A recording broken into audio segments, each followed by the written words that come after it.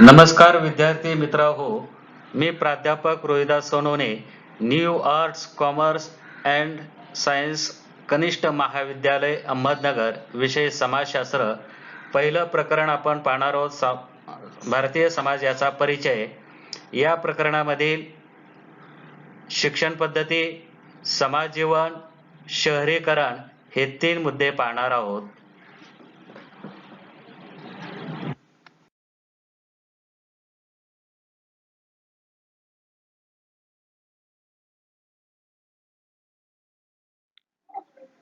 आज आपण पहिला मुद्दा शिक्षण पद्धती हे पाहणार आहोत. यामध्ये हडप्पा संस्कृतीच्या मुद्रावरील लेखांच्या आधारे हे स्पष्ट होते की या संस्कृतीचे लोक लिपीचा वापर करत होते. घरगुती वापराच्या काही वस्तूवरही हडप्पा लिपीतील लेख मिळालेले आहेत. वैदिक काळात वैदिक ग्रंथांचे अध्ययन केले जात.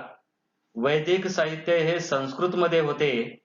मात्र संस्कृत ही लोकभाषा नव्हती. यजुर्वेदामध्ये स्त्रियासह सर्व वर्गातील व्यक्तींचा शिक्षणाचा हक्क मान्य केलेला आहे. अर्थवेदामध्येही प्रत्येक व्यक्तीला शिक्षणाचा हक्क असल्याचे म्हटले आहे. वैदिक शिक्षणासाठी गुरुकुलात प्रवेश करण्यापूर्वी ब्राह्मण, क्षत्रिय आणि वैश्य या 3 वर्णातील विद्यार्थ्यावर उपनयनाचा संस्कार होणे आवश्यक आहे. जोपर्यंत त्यांचे वास्तव्य गुरुगृही असे तोपर्यंत त्यांना ब्रह्मचर्याचे पालन करावे लागे. तसेच बहुतेक अभ्यासकांच्या मते वैदिक काळात लेखन कला माहीत नव्हती. सत्यावर आधारलेले आचरण, विविध कर्तव्यांचे पालन, गुरु आणि माता पिता यांच्या प्रति निष्ठा, अतिथी सेवा, श्रद्धा आणि औदार्य या गुणांना महत्त्व होते. क्षत्रिय प्रशासन आणि युद्धनीतीचे शिक्षण घेत, वैश्य उद्योग व्यवसाय उपयोगी शिक्षण घेत, शूद्र शेती आणि पशुपालनाचे शिक्षण घेत, ब्राह्मण बहुधा 4 वेदावर प्रभुत्व मिळेपर्यंत गुरुगृहीच राहत असत. वेद काळात ज्ञाननिर्मिती, ज्ञानसंवर्धन आणि पुढील 3 पिढ्याकडे ज्ञानाचे हस्तांतर करण्याचे काम ऋषी, मुनी आणि द्रष्टया व्यक्तींनी केले. उत्तर वैदिक काळात स्त्रियांनाही वेदांचे शिक्षण घेण्यावर निर्बंध घालण्यात आले.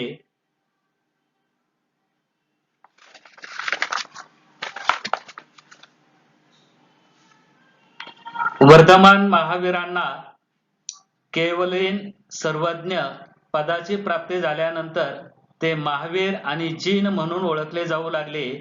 ते निग्रंथ या नावाने ओळखल्या जाणाऱ्या संप्रदायाचा भाग झाले. कालांतराने याच संप्रदायाला जैन या नावाने संबोधण्यात येऊ लागले. जैन म्हणजे जीन म्हणजेच वर्धमान महावीरांचे अनुयायी. त्यांनी जैन धर्माच्या उपदेशासाठी 3 दशके भ्रमण केले. त्यांच्या आणि गौतम बुद्धांच्या उपदेशामध्ये काही फरक होते. गौतम बुद्धांची तत्वप्रणाली त्यांच्या प्रदेशातील स्थानिक श्रद्धा प्रणालीतील मूलभूत तत्वांशी नाते सांगणारी होती.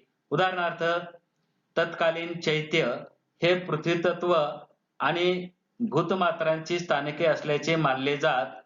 समाज मानण्यासाठी ती विनासायास आणि विनामूल्य प्रवेश असणारी पूजास्थाने होती. सतत भ्रमण करणाऱ्या भिक्खूंना पावसाळ्यात राहण्यासाठी ठिकठिकाणी वर्षावास बांधले गेले. भिक्खूंच्या वास्तव्यासाठी बांधलेल्या या स्थानांना विहार असे म्हणत. या विहारामधून पुढे बौद्ध भिक्खूंना शिक्षण देणारी केंद्रे उभी राहिली. बौद्ध शिक्षण पद्धती ही बौद्ध संघाच्या व्यवस्थेशी बांधलेली होती. काही काळाने गौतम बुद्धांनी या संघामध्ये स्त्रियांना प्रवेश देण्यास परवानगी दिली होती. दीक्षा घेऊन संघात प्रवेश करणाऱ्या स्त्रियांना भिक्खूंनी म्हटले जाई. त्याचप्रमाणे वैदिक गुरुकुलाप्रमाणेच बौद्ध संघातील गुरु शिष्यामध्ये निकटच्या सहवासामुळे एक ऋणानुबंध निर्माण होत असे. शिष्याला गुरुजवळ राहून त्यांची सेवा करावी लागत. भिक्खू आणि भिक्खुनी यांचे संघ स्वतंत्र असत. भिक्खुनी संघामध्ये गुरुपदी पोचलेल्या अनेक ज्ञानी भिक्खुनी होऊन गेल्या. त्यांचा उल्लेख आदराने थेरी असा केला जाई. भिकुनी संघामध्ये शिक्षण आणि सेवाभाव यासाठी अनेक संधी उपलब्ध होत्या. गौतम बुद्धांची शिकवण म्हणजे ज्याला आज आपण मानवतावाद म्हणू शकू, अशा तत्वज्ञानाचा पाया होते. तुम्हाला नालंदा आणि तक्षशिला येथील विद्यापीठासंबंधी माहिती असेलच. तेथील विहारामधून बौद्ध धर्म आणि साहित्य यांचे अध्यापन केले जात. अध्यापन करण्याची ही परंपरा बौद्ध विहारामधून आज तगायत जपलेली आहे.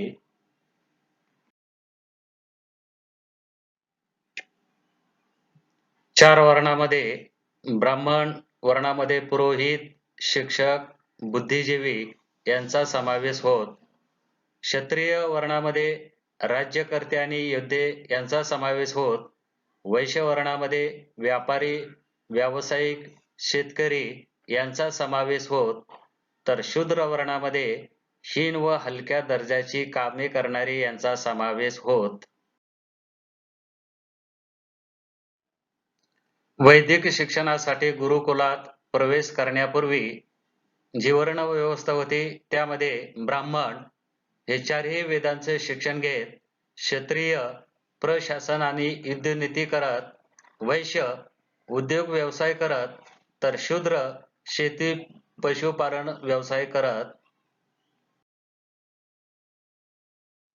उत्तर वैदिक काळातील शिक्षण पद्धती यामध्ये यज्ञ संस्थेला महत्व होते. इसवी सन सणापूर्वीच्या पहिल्या सहस्रकात भारतातील पहिल्या जनपदाचा उदय झाला. नंतर त्याचा विस्तारही झाला. मोक्षप्राप्तीसाठी विरक्तीवर आधारलेला तापसी जीवनाचा मार्ग अनेकांनी अवलंबला. पूर्व भारतामधील परिस्थिती यामध्ये मानवी कल्याणावर भर होता. श्रम आणि परिवारक आध्यात्मिक नेतृत्व करणारे पंथ होते. वैदिक पुरोहितांचे वर्चस्व पशुबळी अमान्य होते. आत्मा पुनर्जन्म व कर्मसिद्धी मान्य होते.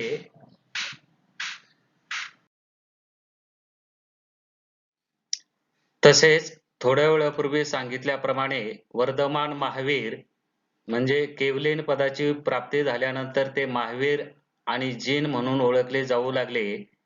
निग्रस्त संप्रदाय म्हणजेच जैन, जीन म्हणजे वर्धमान महावीरांची अनुयायी. तसेच बुद्ध यामध्ये बुद्ध चैत्य हे पृथ्वी तत्व आणि भूतमात्रांची स्थानके चैतन्यांच्या पूजेसाठी येणाऱ्या लोकांकडून भिक्षा मिळत. बौद्ध संघ, वर्षावास, विहार यांची स्थापना, भिक्खू आणि भिक्खुनी यांचे संघ स्वतंत्र असत. भिक्खुनी संघामध्ये गुरुपदी पोहोचलेल्या श्री म्हणजेच थेरी असे त्यांना म्हणत.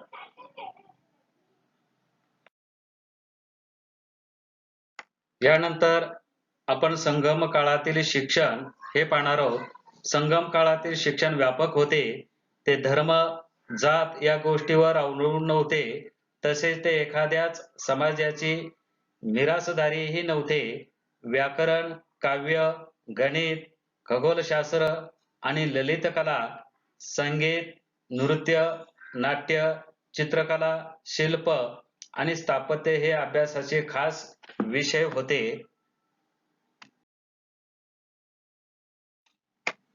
यानंतर मध्ययुगातील शिक्षण पद्धतीमध्ये इस्लामाच्या शिक्षणाला महत्त्व प्राप्त झाले. असे असले तरी समाजात मोठ्या प्रमाणावर असलेल्या निरक्षरतेमुळे कुराण, हदीथ आणि इतर संबंधित शास्त्रांचे अध्यापन कठीण होते. पैगंबर मोहम्मद यांनी इस्लामाच्या सर्व अनुयायांनी ज्ञान मिळवायला हवे असा आदेश दिला. परंतु त्यासाठी भारतातील पूर्वीच्या शिक्षण पद्धतीमधील कडक शिस्त किंवा सर्व संघ परित्याग या गोष्टी आवश्यक मानलेल्या नव्हत्या. इस्लामिक शिक्षण पद्धतीमध्ये इस्लामावर श्रद्धा असणाऱ्या सर्व वर्गातील व्यक्तींना प्रवेश होता. यानंतर मक्ताब, मदरसा आणि खानक्वा यामध्ये इस्लामिक शिक्षणाशी निगडीत असलेल्या 3 मूलभूत संस्था होत्या. त्यापैकी मक्ताब ही संस्थेमध्ये साधारणपणे वयाच्या 4थ्या वर्षी प्रवेश दिला जात. त्यासाठी एक धार्मिक विधी करावा लागे. या टप्प्यावर वाचन, पठण, लेखन आणि अंकगणित या विषयांच्या अध्ययनावर भर दिला जात. लिपी आणि लेखन यांच्या अध्ययनासाठी अनेक तास खर्ची घातले जात. वयाच्या साधारण 7व्या वर्षी कुराणाच्या अध्ययनास सुरुवात होत असे. यानंतर मदरसा संस्था यामध्ये कुराण आणि त्यांचे स्पष्टीकरण करणारे ग्रंथ यांचे वाचन आणि त्यांचा सखोल अर्थ समजावून घेणे यावर भर होता. त्याशिवाय शेती, हिशोब, ज्योतिष, खगोलशास्त्र, इतिहास, भूगोल, गणित, इस्लाममधील कायदे कानून आणि न्याय व्यवस्था तसेच प्रशासन यासारखे व्यवहारविषयक विषय शिकवले जात. तसेच अकबर बादशाह यांचा वजी सुप्रसिद्ध विद्वान अबुल फजल याने नमूद केल्यानुसार अकबर बादशाह याने मदरसामध्ये शिकण्यास येणाऱ्या हिंदू विद्यार्थ्यांसाठी संस्कृत भाषा आणि उपनिषदासारखे ग्रंथ यांच्या अध्ययनाची तजवीज केली होती. यावरून आपल्याला कल्पना येऊ शकते की त्यांच्या काळात विद्यार्थ्यांच्या राजकीय, सामाजिक आणि आर्थिक गरजांनुसार शिक्षण देण्याची व्यवस्था केली होती. मदरसातील शिक्षण संपल्यानंतर खाजगी शिक्षकांच्या हाताखाली शिक्षण सुरू ठेवता येत असे. उदाहरणार्थ अब्दुल कादिर बदायुंनी अबुल फजल फैजी मदरसामध्ये शिक्षक आणि विद्यार्थी या दोहोंच्या राहण्याची सोय केलेली असत. यानंतर खानख्वा ही एक संस्था आहे. खानख्वा नावाने उल्लेख केल्या जाणाऱ्या संस्थांची तुलना मध्ययुगीन युरोपातील ख्रिश्चन मठांशी मोनॅस्टरी करता येईल. खानख्वा सहसा लोकांमध्ये पूजनीय समजल्या जाणाऱ्या सुफी संतांच्या दर्ग्याशी निगडीत असत. शिक्षण पद्धतीतील कला मुद्दा हे आपण पाहणार आहोत. गुप्त साम्राज्य इतिहासातील सुवर्णयुग संगीत, चित्रकला, कला आणि इतर शास्त्रामध्ये भरीव कामगिरी होती. यामध्ये संस्कृत, अरेबिक आणि पर्शियन भाषांमधून अध्ययन केले जात. ब्राह्मण आणि उच्चवर्णीय जातीमधील लोक शिक्षण घेत असत. मुस्लिम कुटुंबियातील स्त्रियांना शिक्षण दिले जात नव्हते. काही मुस्लिम कुटुंबियातील स्त्रियांच्या घरी राहून खाजगी शिक्षण देत असत.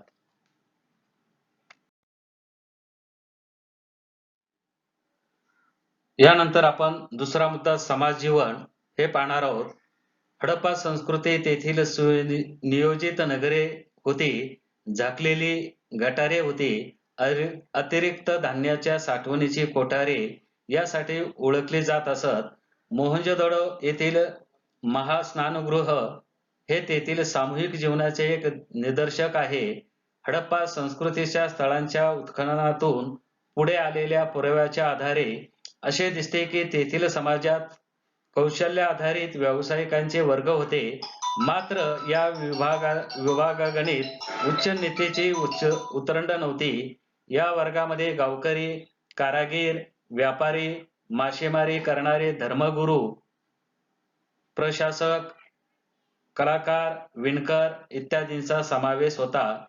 संगम साहित्यामध्ये विविध जमाती आणि जातींचा उल्लेख केलेला आढळतो. त्या आधारे त्यांच्या सहअस्तित्वाची कल्पना करता येते. ब्राह्मण वर्ग हा संख्येने कमी असला तरी तमिळ संस्कृतीच्या घडणीमध्ये त्यांचे स्थान महत्त्वाचे होते. संगम काळातील पुरोहित वर्गाचे समाजावर वर्चस्व नसले तरी ते सल्लागार आणि समाजाच्या हिताचे संरक्षक म्हणून मान्यता पावत होते. पारंपरिक कथांचे गायन करत गावोगाव फिरणाऱ्या कलाकारांचा एक स्वतंत्र वर्ग होता. शिकार आणि वाटमारी करणारी वेडर नावाच्या जमातीबद्दल लोकांच्या मनात भय असे. स्वतःच्या स्वतंत्र परंपरा आणि श्रद्धा जोपासणारी मर्राकुडी नावाची एक युद्ध कौशल्यावर निर्वाह करणारी जमात होती. त्याशिवाय मासेमारी करणारे, मिठांचे उत्पादन करणारे, विणकर, शेतकरी, मेंढपाळ, गोपालक, यासारख्या व्यावसायिकांचे स्थान महत्वाचे होते. वैदिक कालखंडातील वर्णव्यवस्था समाजातील व्यवसायाधिष्ठित वर्गवारीवर आधारलेली होती. त्यामध्ये व्यवसायानुसार वर्ण बदलण्याइतकी लवचिकता होती.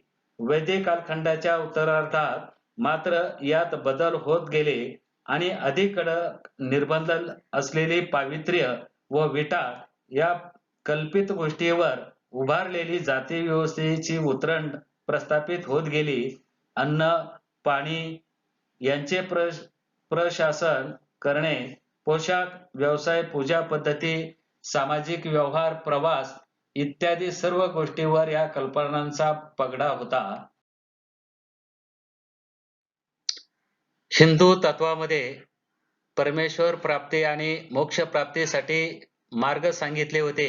यामध्ये कर्मयोग, ज्ञानमार्ग, भक्तिमार्ग, राजमार्ग यांचा अवलंब करत असत. हिंदू धर्मामध्ये आश्रम व्यवस्था होती. या आश्रम व्यवस्थेचे 4 टप्पे पाडले होते. यामध्ये ब्रह्मचर्य आश्रम, गृहस्थाश्रम, वानप्रस्थाश्रम आणि संन्यासाश्रम हे 4 आश्रम होते. पैकी वरील 3 वर्ण स्वतःला उच्च म्हणून घेऊ लागले. त्यांना फक्त उपनयनाचा संस्काराचा अधिकार होता. त्याचप्रमाणे आश्रम व्यवस्थेमध्ये द्विज म्हणवणाऱ्या प्रत्येकाने आदर्श जीवन कसे जगावे याचे मार्गदर्शन आश्रम व्यवस्थेमध्ये केले होते. त्यामध्ये व्यक्तीच्या आयुष्याचे 4 टप्प्यात म्हणजे 4 आश्रमात विभाजन केले होते. ते पुढील प्रमाणे: ब्रह्मचर्य आश्रम हा आश्रमाचा कालखंड जन्मल्यापासून ते 25 वर्षापर्यंतचा असत. यामध्ये अनेक उपनयन विधी संस्कार यांचा अभ्यास केला जात असत. नंतर दुसरा कालखंड म्हणजे गृहस्थाश्रम. हा कालखंड वयाच्या 26 ते 50 वर्षापर्यंतचा कालखंड मानला जात असत.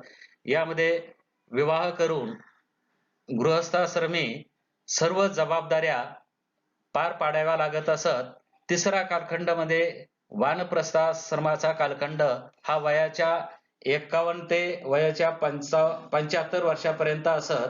या कालखंडामध्ये गृहस्थाश्रमाचे कार्य पार पाडल्यानंतर विवाहित जोडप्याने आपलं वनामध्ये जाऊन त्यांनी काही जे ज्ञान उपयोगी समाजाला योग्य मार्गदर्शन करणे हे कार्य त्यांना करावे लागत असत. आणि चौथा टप्पा संन्यासाश्रमाचा कालखंड हा वयाच्या 76 ते 100 वर्षापर्यंतचा कालखंड मानला जात असत. या कालखंडामध्ये व्यक्तीने सर्वस्वाचा त्याग करावा लागत असत आणि समाजाला उपयोगी असं शिक्षण दिलं जात असत. नेहमी सतत भ्रमण करावा लागत असत. हा शेवटचा संन्यासाश्रमाचा कालखंड मानला जात असत.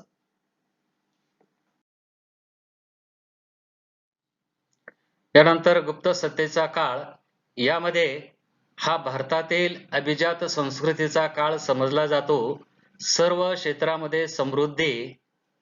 त्यानंतर भारतीय संस्कृतीचे स्वतःची ओळख निर्माण झाली. कला, विज्ञान, राजनीती, धर्मतत्वज्ञान, अर्थशास्त्र इत्यादी क्षेत्रे मूलभूत विकासाचा पाया होता. चंद्रगुप्त मौर्य सामर्थ्यशाली सैन्य उभारले, नगरांना एकछत्री अंमलाखाली आणले. गुप्त साम्राज्य कला निर्मिती आणि बहुतेक माणसांचा केंद्र बंद होते. सर्व व्यक्तींना शिक्षणाचा अधिकार होता. आर्यभट्टांचे लेखन, भूमिती, त्रिकोण समिती व विश्वेत्पत्तीशास्त्र 1 वर्षात 365 ते 358 दिवस असतात. पृथ्वी गोल असते असं म्हटलं गेलं. वराही मिहिर यांचे लेखन, ज्योतिषशास्त्र आणि खगोलशास्त्र. त्याचप्रमाणे धन्वंतरी यांचे लेखन, औषधे. इसवी सन 550 च्या सुमारास आशियातील हुन डोळ्यांनी आक्रमण केले व गुप्त साम्राज्याचा हा ऱ्हासास सुरुवात झाली होती.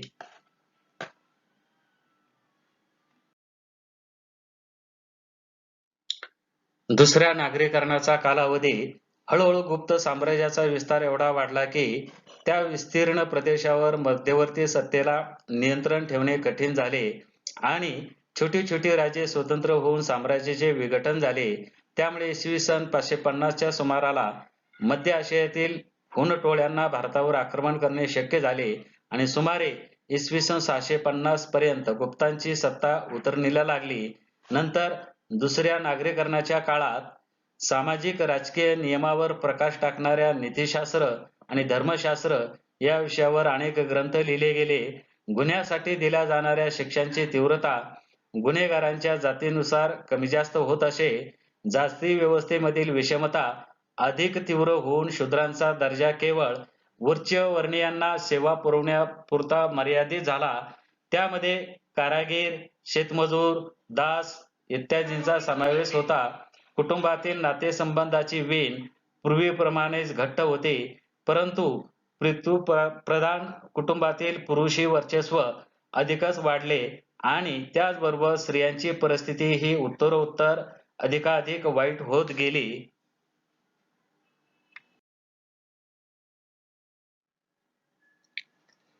यानंतर मध्ययुगीन काळ. भारतातील मध्ययुगीन काळ हा परकीय आक्रमणांचा काळ होता. सुरुवातीचे मुस्लिम आक्रमक हे भारतातील समृद्ध साधनसंपत्तीची लूट करण्यासाठी भारतात आले. पुढे दिल्लीच्या सुलतानशाहीच्या काळात मूळ भारतीय संस्कृती आणि इस्लामी संस्कृती यांचा मिलाप घडून आला. इंडो-इस्लामी स्थापत्य, यांत्रिक साधनांचा वापर आणि हिंदू-उर्दू हिंदुस्थानी भाषेचा उगम ही या काळाची वैशिष्ट्ये होती. अमीर खुसरो हा 13व्या शतकात होऊन गेला. हिंदुस्थानी भाषेच्या तत्कालीन रूपाचा उल्लेख हिंदवी असा केला आहे. दिल्लीच्या सुलतानशाहीच्या काळात भारतातील अनेक हिंदू, जैन आणि बौद्ध मंदिरांची तोडफोड आणि विटंबना केली होती. दिल्लीच्या सुलतानशाहीत सरंजाम पद्धतीची अधिकारांची उतरंड होती. या उतरंडीचे ढोबळ मानाने 4 वर्ग सांगता येतील: सत्ताधारी वर्ग आणि अमीर उमराव, सुलतान आणि त्याचे नातेवाईक, हिंदू राजे आणि मुस्लिम नवाब, धर्मगुरू, उलेमा आणि ब्राह्मण, नागरी प्रजाजन, श्रीमंत व्यापारी आणि कारागीर आणि गावकरी, सरकारी तिजोरीत सारा जमा करणारे खेड्यातील शेतकरी. या काळात सुद्धा जाती व्यवस्था कठोरपणे पाळली जात होती. यानंतर आपण तिसरा मुद्दा शहरीकरण हा पाहणार आहोत. शहरीकरण हा औद्योगिकीकरणाचा परिणाम आहे. या आधुनिक काळातील लोकप्रिय दृष्टिकोनाला हडप्पा संस्कृतीमध्ये दिसणारे नागरीकरण छेद देणारे आहे. आधुनिक औद्योगिकीकरणाचा मागमूस नसतानाही हडप्पा संस्कृतीमध्ये पूर्वनियोजित नगरे अस्तित्वात होती आणि तेथील जीवन प्रणालीला पहिली नागरी संस्कृती म्हणता येते. पुरातत्वीय पुराव्यावरून असे दिसते की हडप्पा संस्कृतीच्या लोकांचे नागरी जीवन विकसित स्वरूपाचे होते. काही घरांमधून विहिरी आणि स्नानगृहे होती.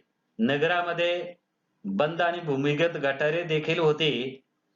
तर उत्तर वैदिक काळाच्या उत्तरार्धापर्यंत असे दिसते की पशुपालकांचे भटके जीवन जगणारे आर्य लोक पंजाबपासून पूर्वेकडे गंगा नदीच्या खोऱ्यापर्यंत पसरले होते. त्या प्रदेशात त्यांची जंगलतोड करून तेथील जमीन लागवडीखाली आणली होती. इसवी सनापूर्वी सुमारे 500 ते 200 वर्षे या कालखंडात या प्रदेशात दुसरे नागरीकरण झाले. त्यानंतर वैदिक लोकांच्या सुरुवातीच्या जनपद या नावाने उल्लेख केल्या जाणाऱ्या छोट्या राज्यांनी विस्तार करण्यास प्रारंभ केला आणि विविध जनपदांच्या एकत्रीकरणातून महाजनपदे निर्माण झाली. त्यातील काही मध्ये राजेशाही सत्ता होती, तर काही मध्ये गणराज्य पद्धतीची राज्यव्यवस्था होती. या महाजनपदांनी अफगाणिस्तानापासून ते बंगालपर्यंत आणि महाराष्ट्राचा काही प्रदेश व्यापलेला होता. हडप्पा नागरी संस्कृतीनंतर या कालखंडात पुन्हा एकदा या महाजनपदामधून नागरी जीवन उदयास आले. त्यानंतर याच काळात धातूच्या चलनी नाण्यांची सुरुवात झाली. महाजनपदामधील राजधानींची नगरे ही सत्तेची आणि व्यापारी केंद्रे बनली. या नगरामध्ये कारागीर आणि व्यापारी श्रेणी प्रस्थापित झाल्या. अंतर्गत आणि दूरवरच्या व्यापारासाठी पश्चिम आणि पूर्वेकडील प्रदेशांना जोडणाऱ्या हमरस्त्यांचे जाळे निर्माण झाले. राजा या पदाला सर्वाधिक सामर्थ्य आणि प्रतिष्ठा प्राप्त झाली. राज्यकारभारामध्ये राजाला सहाय्य करण्यासाठी मंत्री आणि विविध अधिकाऱ्यांची नियुक्ती केली जाऊ लागली. बहुतांश मंत्री आणि अधिकारी हे क्षत्रिय असत. त्यानंतर भारतीय समाजाच्या जडणघडणीतील विविध प्रवाह आणि घटक किंवा लोकांची विचारसरणी आणि वर्तन पद्धती यामध्ये प्रभावी ठरणारे घटक यांची कल्पना आली असेल. आधुनिक भारतातील विद्यार्थी या नात्याने भारतातील विविध श्रद्धा प्रणाली, रीतिरिवाज, परंपरा, रूढी त्यानुसार आजही अस्तित्वात असलेल्या पूर्वापार वर्तन पद्धती या सर्वांचे चिकित्सक विश्लेषण करणे आवश्यक आहे. आपल्यासाठी महत्वाचे आहे. अर्थातच संमिश्र आणि गुंतागुंतीचे स्वरूप असलेल्या संस्कृतीची वैशिष्ट्ये सर्वत्र आणि सर्वकाळ एकसुरी असणे शक्य नसते. उलट त्यामध्ये परस्पर विरोधी आणि संघर्षमूलक कल्पना प्रचलित असणे हा त्या संस्कृतीचा अंगभूत गुणधर्म असतो. परंतु या गुणधर्मामुळे निर्माण झालेली विविधता आणि गुंतागुंत या संस्कृतीचे सौंदर्य वाढवणाऱ्या असतात. अशा संस्कृतीचे वास्तव समजून घेण्यासाठी एकाच सरधोपट मार्गाचा अवलंब करता येत नाही. ही गोष्ट थोडी अवघड वाटली तरी ती लक्षात घेणे आवश्यक आहे.